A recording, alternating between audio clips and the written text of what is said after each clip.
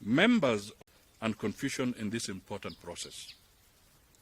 The new document, certainty has now. Don't be out of the picture.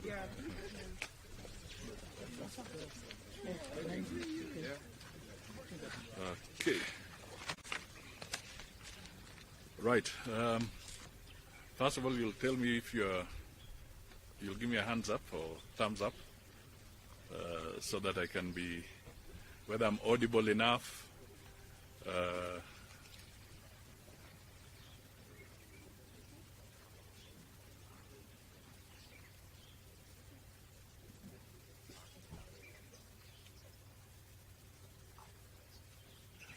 Okay, so can I give an overview first, just so that we put everything in context?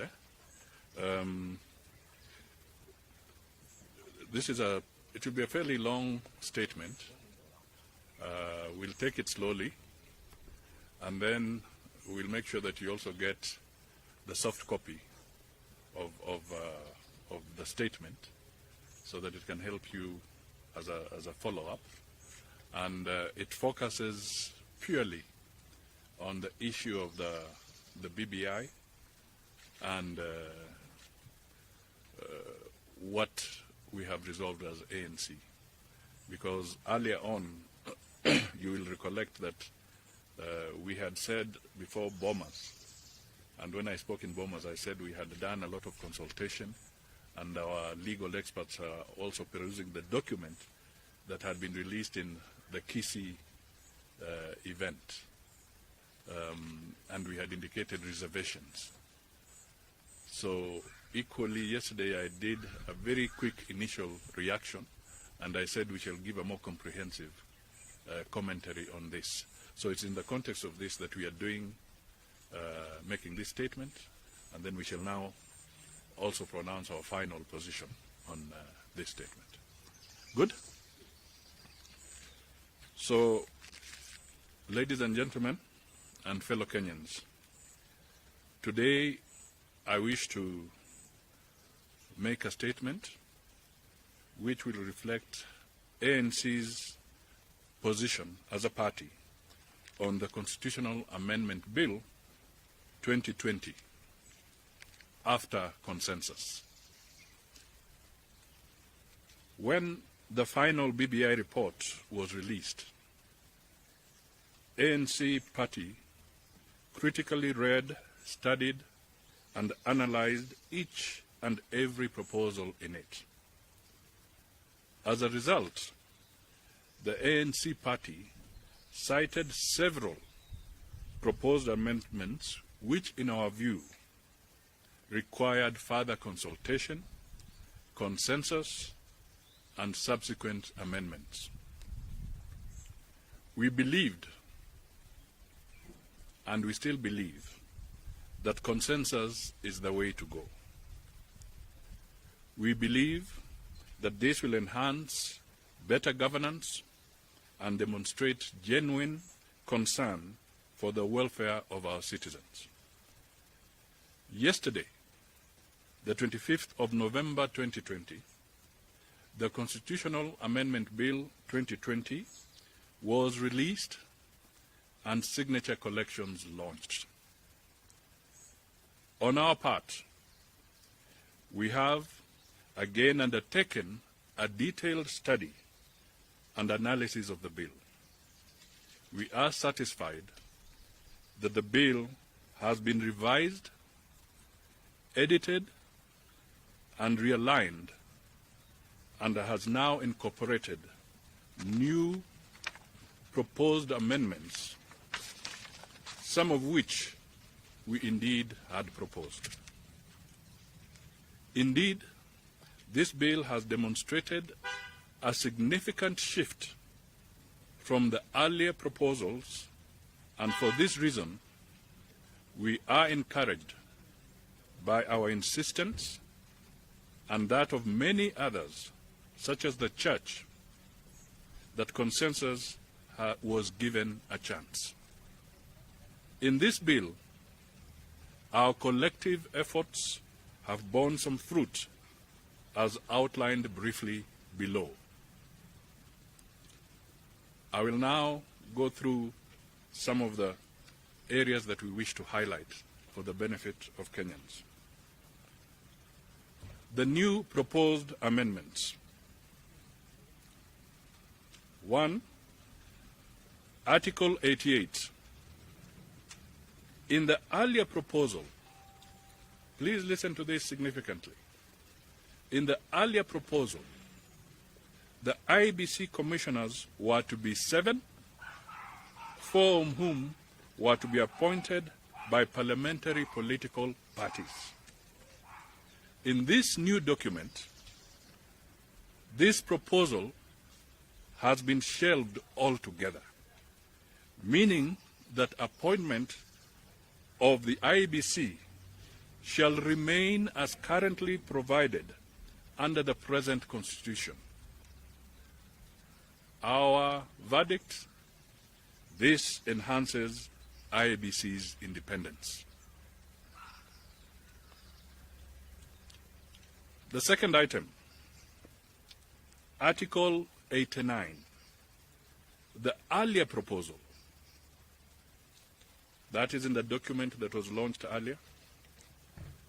In the earlier proposal, 70 additional constituencies called multi-member constituencies were to be created, and the criteria was not clear.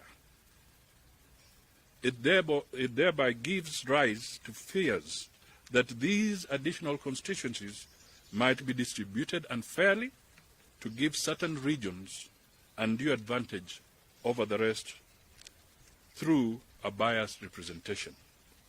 However, the new document released yesterday is very clear now. Under a proposed Schedule 2, the multiple member constituencies have been removed. These were the ones they were more or less calling the virtual constituencies. They have been removed.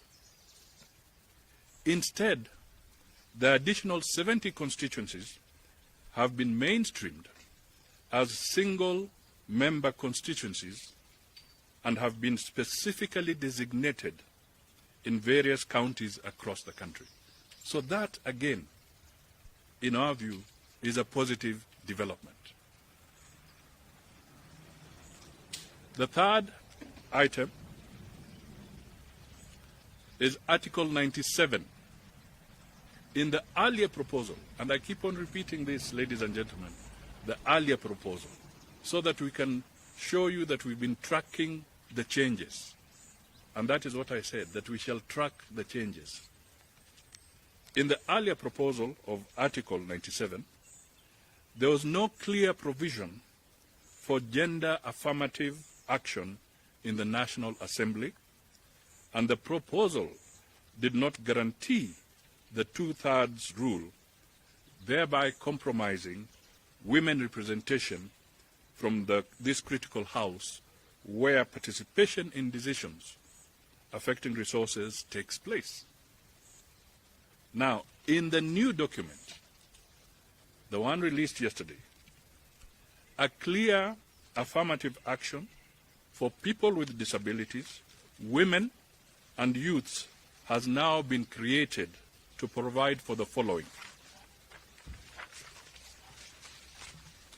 A, for people with disabilities in the National Assembly, that is 2 men and 2 women. B, 2 youth, a man and a woman. And then C, special seats to cater for the two-thirds gender rule, so that after a general election, the National Assembly will have 360 MPs. If the affirmative criterion will not have been met, and then political parties will nominate members from among women who contested in the preceding election. Our verdict is that this is progressive, in that the nominated MPs shall have shown interest in participating in elective politics, as opposed to the current system where political party discretion is often abused. Basically, what we are saying, even for the women, it is not them getting it for free. They will also have shown interest in participating in the election, and that is a criteria which had never been determined or put on the table before. So we look at it as a progressive move. It is also progressive because they will be nominated on the basis of the total number of votes which each nominee garnered. A criterion for nomination has for the first time been created. So these ladies will have participated. Then to determine who deserves nomination, you look at the votes that were garnered. This is a new criterion and a progressive one. Then we have the fourth item, Article 98. The earlier proposal, there was no mention or no provision of or for leadership within the Senate, hence no clarity. Basically, in that earlier document, the one that was released earlier, they never talked about the leadership in the Senate. It was silent. Now, in the new document, this has now been clarified and corrected by creating a leader of majority and a leader of minority in the Senate. And this is important for the function, the proper function of the Senate. The fifth item is Article 113, Sub-Article 3. And this one is this.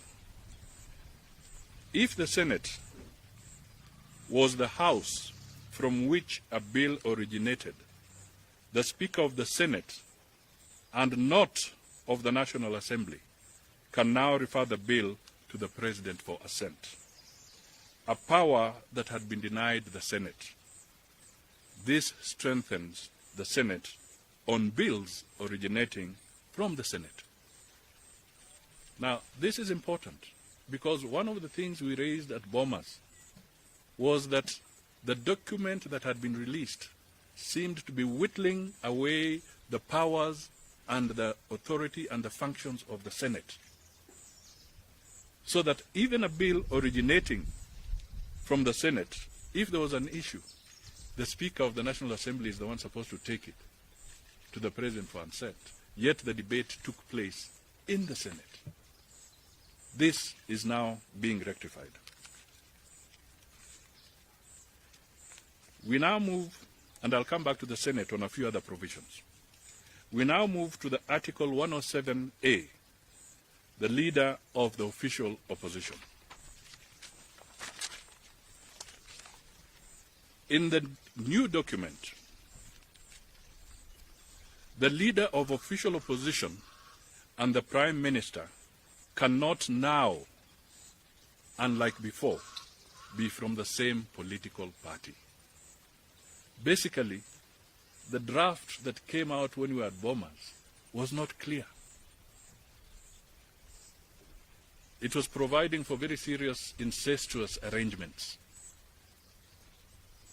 But this, on the issue of the leader of opposition, but this has now been clarified. You cannot have the Prime Minister and the leader of opposition coming from the same party.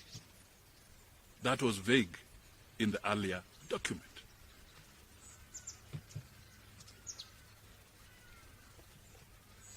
Then there's also something that has improved on the issue of the leader of opposition. The lacuna hitherto, or before, as to what will happen in the event the leader of official opposition cannot meet the set conditions, or when there is a vacancy in that office, has now been cured by Article 107A(3), which now gives power to a party or coalition of parties from whom the nominee originated to fill the vacancy.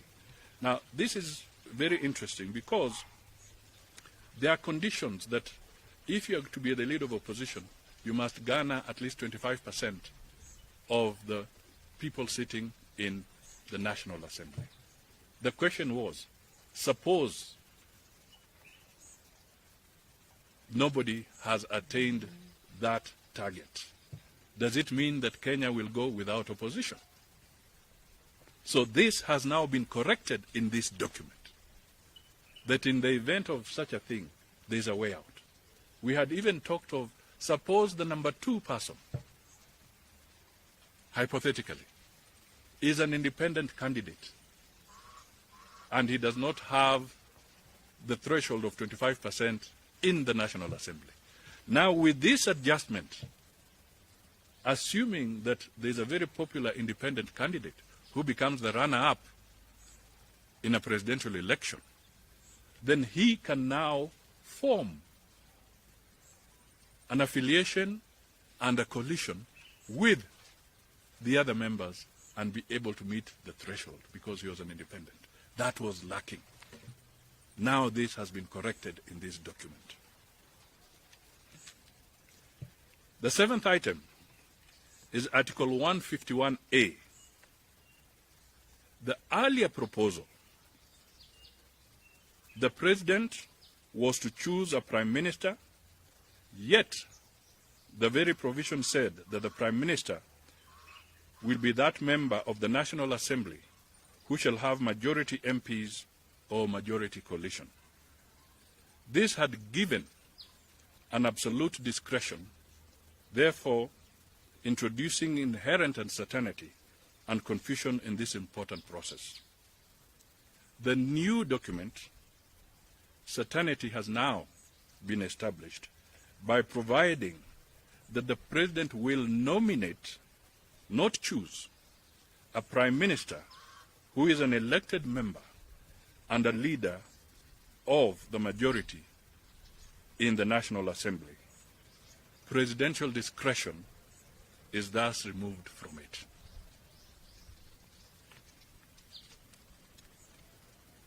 The 8th is Article 171 and 172. The earlier proposal, the Office of the Judiciary Ombudsman, he was proposed to be a substantive member of the Judicial Service Commission, participating fully in Judicial Service Commission decisions and actions. The new document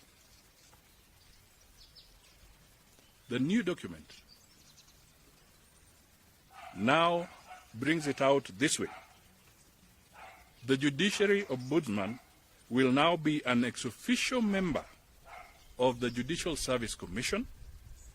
Additionally, he will be vetted by the Senate, thereby giving the office a seal of approval by the people's representatives. Earlier on, if you go to the old document, it simply said the President shall appoint. But now the President nominates and the Ombudsman is going to be vetted. So there is a distinction. And then if you go further in the document, you will find that the Ombudsman then now makes reports to Parliament, which is a very different thing. So there is also recognition of the separation and the independence of institutions. The 9th item is Article 177, 179 of the new proposal. Realignment and harmonization of governance principles and systems at county government and national government levels. Just like members of the National Assembly will be eligible for appointment as cabinet ministers to take part in running national government, members of the county assembly will similarly become eligible for appointment as county executive committee members to help contribute in the running of their respective county governments. This is fair and progressive. So what is being introduced in the National Assembly is now being mirrored in the county assemblies. The 10th item is Article 218. In the earlier proposal, remember, I'm tracking. In the earlier proposal, the document that was released in Bomas, the entire article on the process of enacting the annual division and allocation of revenue bill had been repealed, and the proposed processes of the bills seemed to give the National Assembly an upper hand on these bills that are logically and naturally a preserve of the Senate. And you remember one of the things that I pointed out even at Bomas was that that document seemed to be undermining the Senate. And if you undermine the Senate, you're undermining devolution. This has now been rectified.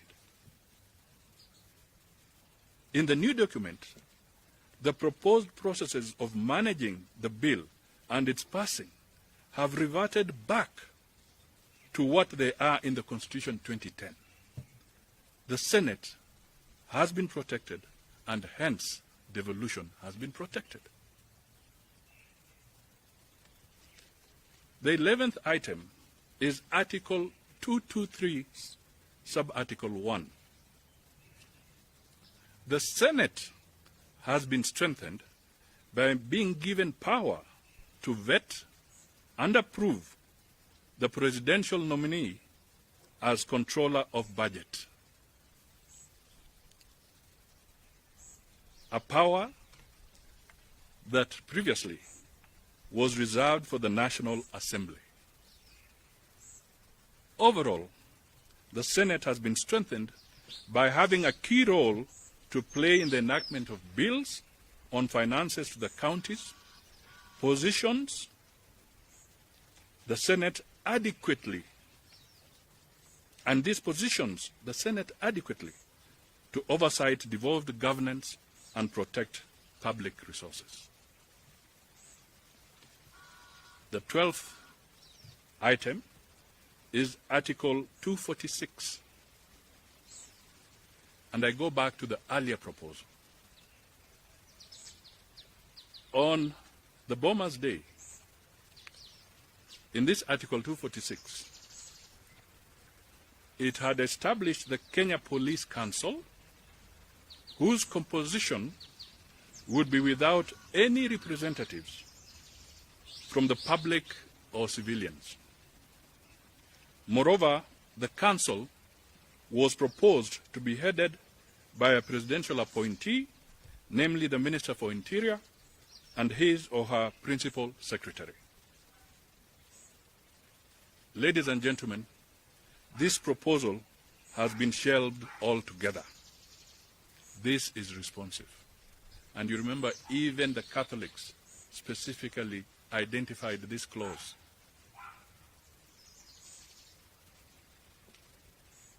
In the new document, it has been shelved.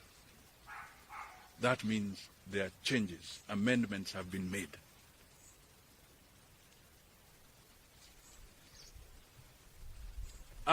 The 13th item is new. The new proposal is that CDF, it is proposed that CDF, the Constituency Development Fund, is now proposed to be established in the Constitution.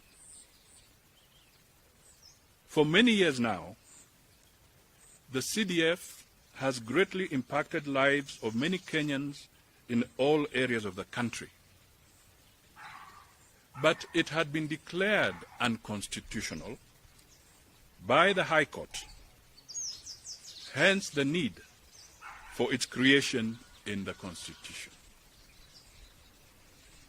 CDF had been declared unconstitutional, so now this document, this new document, is making amends if Kenyans vote for it, so that CDF can now become constitutional, because it has had a major impact in many parts of the country. No doubt there have been pilferage in some areas and misuse in some areas, but it is now becoming a constitutional recommendation. This is progressive, as it will give it a proper legal standing to carry on its work. The 14th aspect that I wish to deal with reflects on the 4th schedule.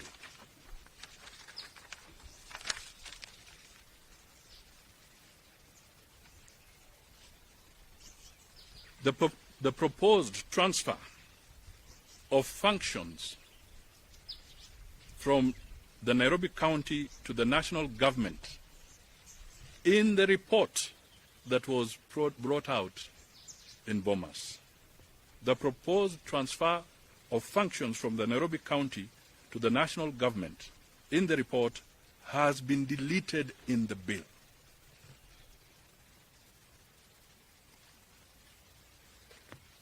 This is a major boost in strengthening devolution, as the status of Nairobi as a county government has been restored.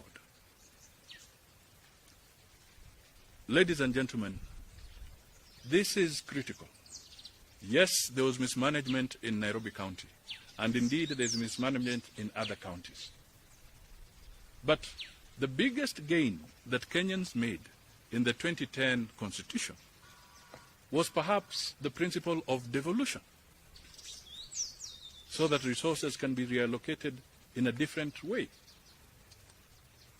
So the moment you start clawing back,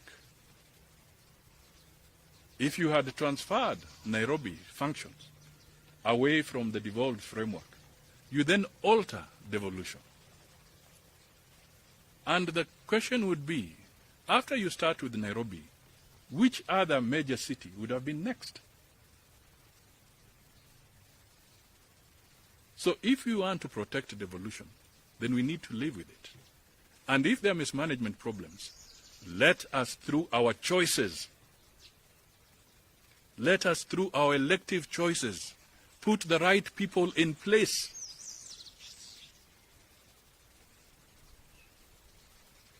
Don't try and alter the law because you made a poor choice. 2022 is an election year. I hope Kenyans in the various parts of the country will realize where they made mistakes, where their choices were out of emotion, where they thought their choices don't matter. Let it now go on record. Their choices matter.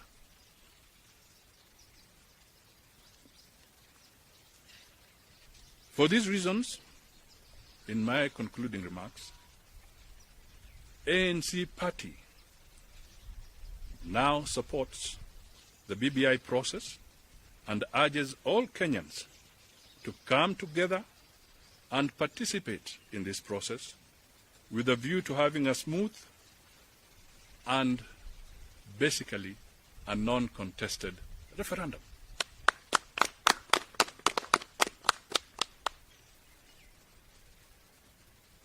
Consensus is the spirit of Kenya, and it should be the spirit of Kenya. When we raised issues, people wanted to vilify us. When we said there were concerns, people wanted to vilify us because they wanted a quick shortcut of having a divisive process. But diplomatically, consistently and logically, many voices raised concerns. And with the new document, it shows that those concerns did not land on deaf ears. The new document shows that they have been responded to. At least a substantial or significant amount of those issues have been responded to. When we spoke in Bomas, I, speaking on behalf of ANC, I said that there are some good things in this document, but there are also some issues that require review. And we don't have to reject the whole document, but we can improve on it. Ladies and gentlemen, the verdict of ANC is that this document has been significantly improved on. So, at that time we said once that is done, we will have no difficulty in recommending it to Kenyans. The final verdict remains theirs. But with the issues that I've tracked and I have highlighted, this is a significantly different document than the one that was there earlier.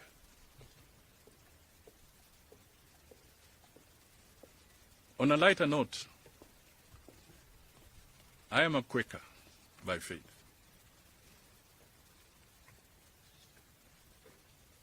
When we swear, we never swear by the Bible. We affirm. Because if you say something, then do it. Our position was that if these issues are corrected and looked into, then we shall have no problem in supporting the BBI process. That is what we said.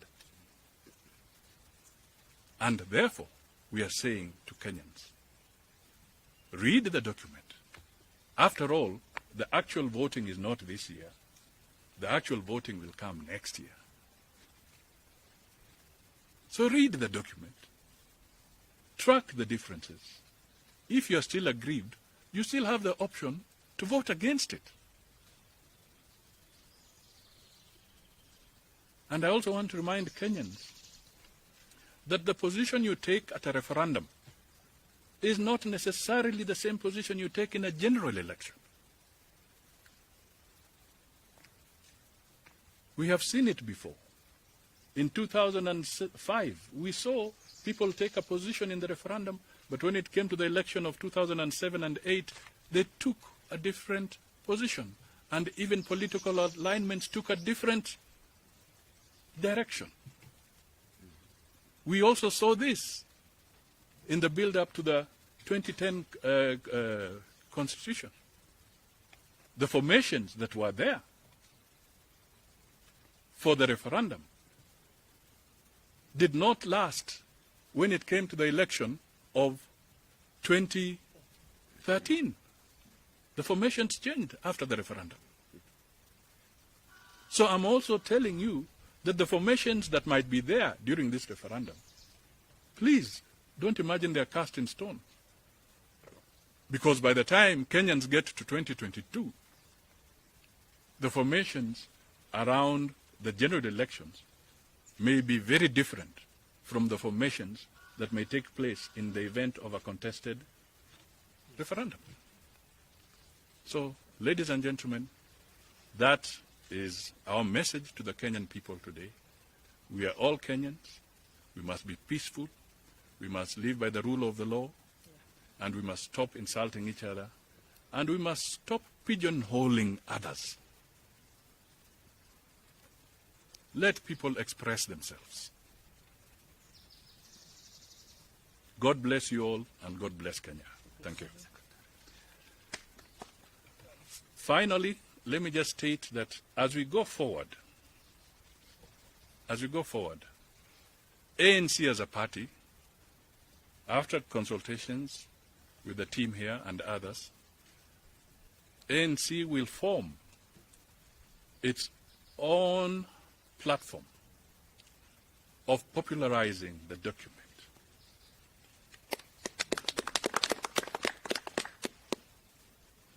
We have to address Kenyans, and we want to address them without any opportunity for people to generate insults and unnecessary competition in this process. We want it to be a process that is decent, that is interactive, that gives Kenyans an opportunity to express their concerns, for this document to be unbundled to them.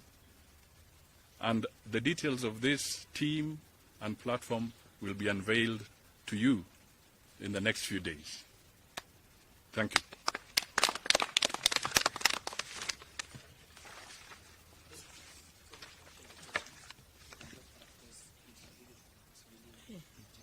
This is a very long one.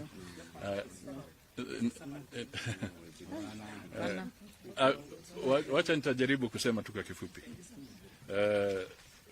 Kwa sababu orodha wetu kirasmi ambao nimesoma wa chama cha ANC utapeanwa kwa nyinyi ambao mtatusaidia kujulisha watu yale yanayotendeka katika taifa letu.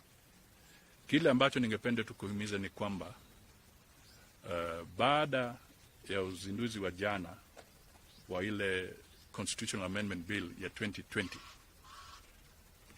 chama cha ANC kilitoa ahadi kwamba tutachambua hiyo bill na wataalamu wetu na viongozi wetu, alafu tutatoa hotuba ama orodha wetu kirasmi. Kwa hivyo leo kwa niaba ya ANC nimewahi kueleza wa Kenya msimamo wa ANC kuhusu swala la BBI ama muswada wa BBI, na nimehimiza kwamba ile document ambayo ilitolewa wakati tulikuwa Bomas, ilitolewa kule Kisii, alafu tukawa na kongamano kule Bomas, mimi na wengine ambao walikuwa pale na wale ambao kwa pale, tulisema kwamba lengo la BBI sio mbaya, na katika hiyo report ama kwa hizo miswada kuna mambo mazuri, lakini kuna yale pia yana utata, na tulikuwa tukihimiza kwa njia ya kushauriana, yani consensus, mambo ya kushauriana. Mimi nilikuwa nikihimiza kwamba kuna vipengele ambavyo vinatakikana virekebishwe. Kwa orodha wetu ama kwa statement hii yetu, nimewahi kuonyesha kipengele baada ya kipengele ambacho kinaonyesha kwamba kuna tofauti kubwa na ile report ama ile sheria ilizinduliwa kule Bomas na hii sheria ambayo ilizinduliwa jana katika KICC. Na uamuzi wangu na pia wa wenzangu na pia kufuatilia vile wataalamu wetu wamechambua hiyo sheria, uamuzi wao ni kwamba ile report ama sheria ambayo imetolewa jana imebadilishwa kwa njia ambayo ni ya manufaa kwa Wakenya. Kwa hivyo ule msimamo tulikuwa tumesema kwamba wakibadili vipengele fulani, sisi kama ANC hatutakuwa na shida ya kuungana na Wakenya wengine tukienda mbele. Kwa hivyo leo katika orodha wetu tumetoa kila kitu na tumetoa msimamo wetu, na sasa uamuzi utabaki mikononi mwa Wakenya. Mimi ningependa tu kuwahimiza wasome, wazidi kusoma, wazidi kujadiliana kwa njia ya amani, kwa sababu sisi ni Amani National Congress. Hatutaki fujo, hatutaki vurugu. Kila kona ya Kenya ijadilie ripoti hii na waangalie. Wacha kuangalia sura ya Mudavadi bwana. Wacha kuangalia sura ya mtu fulani kwa sababu yeye ndio amekuja pale. Sasa ni wewe kuangalia ile report. Kuna nini kule? Kwa sababu unajua katika Kenya yetu kuna wengine hata kama anakuja na ujumbe mzuri, lakini ukisema nani ametumwa, ati Mudavadi ndio ametumwa na huo ujumbe, hata hautaki kujua kama ni ujumbe mzuri ama nini, unasema tu basi sitaki kuona na sitaki kusikia. Sasa ni wakati wa Wakenya kukumbuka kwamba wakati huu, don't chase away the messenger. Read the message first. uelewe, and then Kenya will be a better place. And I'm sure Kenya can be a better place. Tukisimama hapa, tunajua kwamba shida la COVID bado liko. Na ndio kwa sababu tumekuwa tukisema tuwe na ushauriano, tuwe na consensus, ili tupunguze uzito wa siasa, ndio pesa zisiende nyingi kwa upande wa siasa, pesa zirudi kupigana na mambo ya COVID. Tuna madeni makubwa, uchumi wetu una shida, na sisi wote tunajua. Hata yale madeni tulikuwa tukisema, sasa kila siku nyinyi mnaona. Hata waziri wa fedha sasa anaambiwa room for maneuver imekwisha. Vikwazo ambavyo sisi kama ANC tulikuwa tukisema. Na hivi karibuni ndugu yangu yuko hapa, Mheshimiwa Sakwa Bunyasi, nataka niwaambie tayari amechapisha bill which is now gazetted also, ya kuonyesha barabara ambayo tunaweza tumia kupunguza shida ya madeni katika taifa letu. Na hivi karibuni Mheshimiwa Bunyasi mwenyewe atawazungumzia zaidi kuhusu hiyo bill yake. Na ikiwa tunataka turekebishe uchumi wa Kenya, miongoni ya mambo mengine, itabidi kama wa Kenya tuunge mkono mswada wa Sakwa Bunyasi.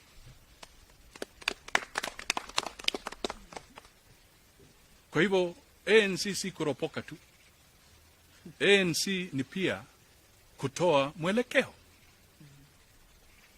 We are not just about speaking. We are also about making a difference by showing the right way forward. Nadhani nitakomea hapo na nitapeana nafasi kidogo kwa wajumbe wetu wawili. Mmoja ni Senator Malala, alafu Mheshimiwa Sakwa Bunyasi. Kwa kifupi tu, wanaweza tumia Kiswahili ama Kimombo. Lakini kusema ukweli, sasa ningependa kusema msiniulize maswali. Kwa sababu orodha ambao nimetoa ni very detailed and very comprehensive. Asante sana. What is the clarification?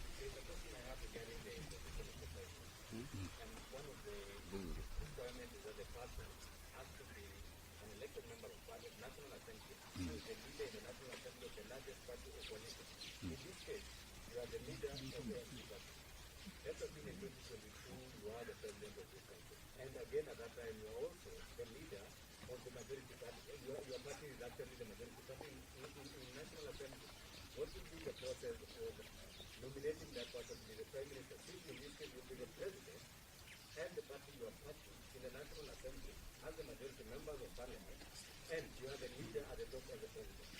I mean, if you follow the Constitution, it's very clear. The President shall nominate. So, the President will have to distinguish himself as from being the leader of the party to being the President. And he can nominate somebody else from ANC. There are three sections there. Yeah. The first one, if it's rejected, the President shall nominate on the second one. And if the second one is rejected, the President shall nominate a third one. You answer yourself. So, I think, what are the clarifications? But by the way, remember now, this document is gone. You cannot alter it. The way it has gone with the signatures, now the only thing that can really alter it is actually the vote. Or unless it's blocked within the county assemblies.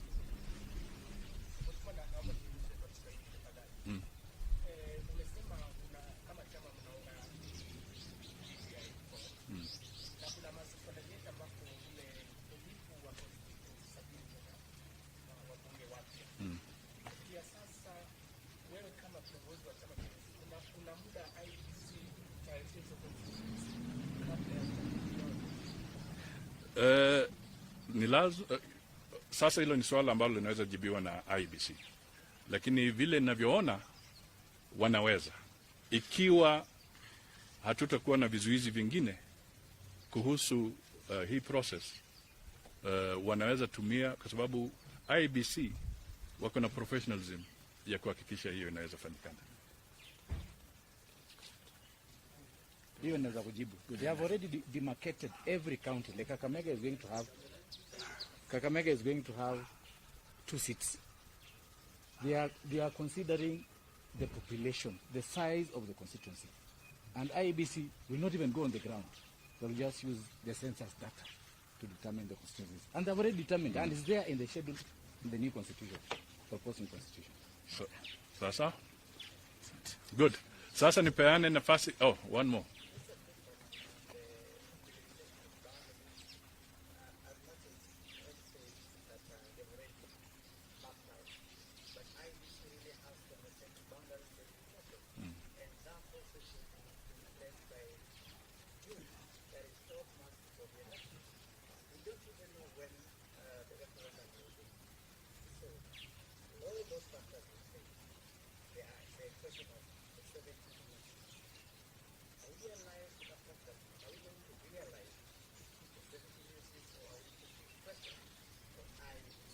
I think IBC will be best placed to respond to that particular question, because this document is now gone. Its signatures are being attached to it. And as I said, it can now only be stopped either in the county assembly, if the threshold is not met, or it can be stopped by the voters. Okay, let me allow the Senator Malala to make a comment, and also Honorable Sakwa Bunyasi. Thank you. Thank you, Party Leader. My name is Senator Cleophas Malala, Senator for Kakamega County. From the onset, it must be known that I was among the people who had reservations about the proposed amendment bill as launched at Bomas of Kenya. We sat as a party, went through in detail, advised by our legal team, and we raised certain issues. And we have been pushing for a mode in which we can engage with the BBI technical team so that they can consider our proposals. Today, I want to report authoritatively that again, we've sat as a party, gone through the document with the keenness it deserves. And we have finally agreed as a party that the issues that we had raised, they have been considered in the published bill. And as a party, we are now supporting the BBI process and the BBI document as published. I want to take this opportunity also to urge the ANC supporters across the country to follow suit and support this very noble document. The dark cloud that has been hanging precariously above us has now been cleared. And therefore, it is our responsibility as members of ANC and elected leaders of ANC to now traverse this country and popularize these documents. As the party leader has insinuated, we are going to have a semi-autonomous secretariat which is going to ensure that we as ANC push for the popularization of these documents. There has been a wide speculation of propaganda about what is in these documents. We have had people trying to insinuate that we have the term limit of governors, which has been removed from the existing constitution. I want to state here that we are going to deal with such propaganda because that propaganda has been percolating deep into the villages. And it has been the reason why we've had some form of resistance towards this BBI initiative. But I want to take this opportunity to authoritatively say that as Senator, we have been considered.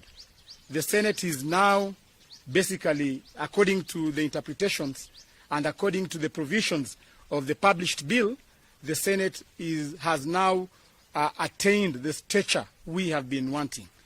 More specifically on Article 96, which now gives the Senate powers to oversight monies, not only the revenue that is being given from the national allocation, but also the on-source revenue and also the donor funds that will go to the county government. So as Senate, we want to say that we are now supporting this document, and we shall give ourselves to ensure that we support our party leader to ensure that this document goes through. We are alive of the fact that the signature drive was launched yesterday, and as a party, we shall also take part in encouraging our people to append their signatures so that we get the 4 million signatures. And of the 4 million signatures, we want to say that ANC will deliver half of those signatures. Thank you, and may God bless you.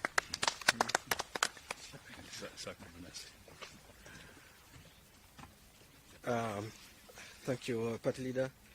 And the fourth estate yangu itakuwa tu mafupi ambayo nitaongeza kwamba tumekuwa na mchakato ambao kwa wakati wa miaka miwili waliokuwa kwenye lile jopo ambalo lilikuwa naongoza huu mjadala walitembea nadhani karibu Kenya nzima, wakasikiza maoni ya wananchi, lakini walipotoa mwisho wakatoa ripoti zao, na mwisho wakatoa ile bill, amendment bill, ikawa kwamba kuna sehemu ambazo lazima zipate kuchambuliwa kidogo, siwe clear. Na msimamo wetu ambao ulikuwa kwamba watu waisome, watu wafikirie kiundani, leo imeidhinisha kwamba ni kweli sisi kama wanaamani ANC tulipenda tuisome na tumesoma, na mimi ningeomba kwamba wananchi nao sasa wana wakati wa kutosha kuisoma kati ya leo na ule muda ambao atakuwa na referendum yenyewe. Kwa hivyo kwa wale ambao kuna watu ambao wanaweza kuwa wana maneno ama pengine ambao wangependa kubadilisha kwa njia tofauti, lakini lazima tuwe na kikomo ya kusema kwa hivi sasa wacha tusonge kiasi kama tulivyosonga. Kwa mfano hii mambo ya viti, kuna sehemu ambazo labda zingependa pia kuwa ndani ya kuwa mojawazo ambazo zimepata viti zaidi. That has not happened this time, labda wakati mwingine. Kwa hivyo sisi kama wana NC tuseme kwamba tumetosheka kwa yale ambao imependekezwa, tumejaribu kuirekebisha. Party leader alivyoongea Bomas na juzi pia at KICC, we have come out truly kuonyesha kwamba tuna sisi tungependa kufanya kazi na Wakenya wengine kwa jumla, tuwe na huo mchakato ambao ni wa amani na ambao utatuletea mabadiliko ambao wananchi wenyewe watakubali.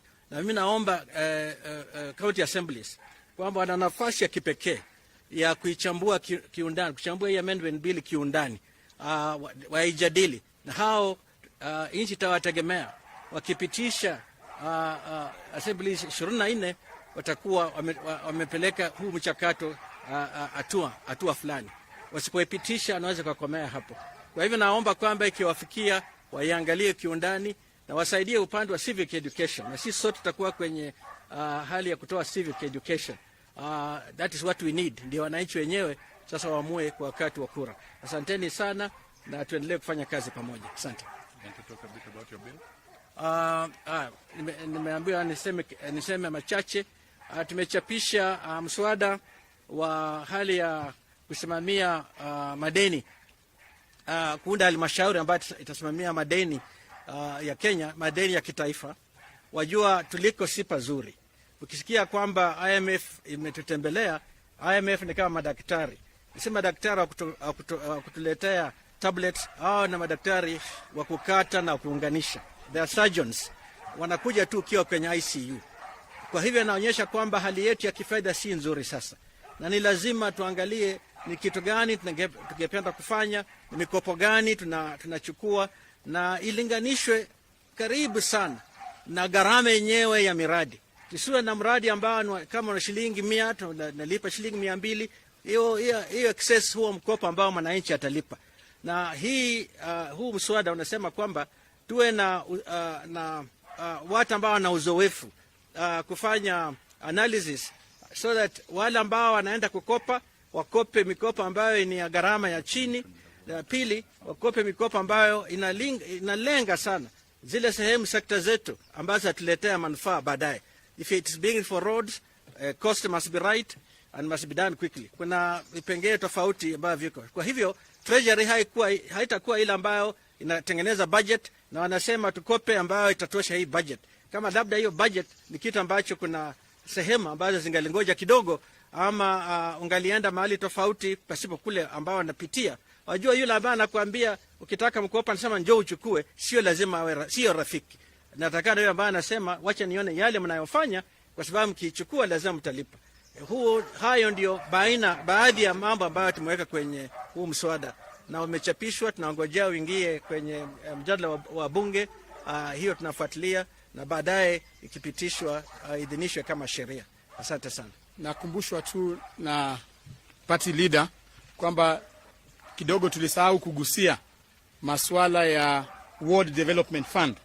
Tungependa kuhimiza MCAs kwamba masuala haya yanakuja katika county assembly na you are the biggest beneficiaries, kwa sababu sasa hivi we are assured that pesa inaenda kuingia paka kwenye vijiji za Kenya. So sisi kama chama cha ANC, mnajua sisi ndio wale wa kereketu wa ugatuzi, na sisi tumekuwa tukisukuma masuala ya ugatuzi, na hii ni win kwetu kama chama cha ANC, na tunahimiza MCAs wetu wachukue hiyo pendekezo vizuri na wahakikishe kwamba wamepitisha mswada huu. Asanteni. Asante. Okay, mimi ndio nakufunga. Mimi ni kumshukuru party leader wetu Musalia Mudavadi. Vile Mheshimiwa Malala amesema, tulikuwa pale Karen Oasis, tukapitia through haya masuala yote na tukakubaliana kama chama, Musalia uende kule Bomas uongee kusupport, lakini vipengee fulani lazima vitolewe. Tunashukuru Mheshimiwa Rais aliita Mheshimiwa Musalia wakaa kule Ikulu wakapresent hizo ideas zote, na hivi leo hizo ideas ziko ndani ya BBI. Ile idea moja tu nimekumbusha Mheshimiwa Musalia, ile ya kutengeneza National Police Council Tumetaja vile tumetaja hapa. Hiyo ilikuwa inaenda kulete taharuki inji. Ungetengeneza polisi, ile polisi inakuwa ya minister na chair council, anatengeneza polisi inakuwa kama Can Youth Wingers ama NC Youth Wingers. Hiyo imetusaidia sana. Na pongezi Mheshimiwa Musalia for taking the lead. Sasa hivi sisi ni masoldiers wako, tutaenda ground na tuhakikishe is a non-contested referendum. Ule mwenye aenda kupinga sijui ni shetani tu. Hii kitu is too sweet. Asante. Asante. There are some papers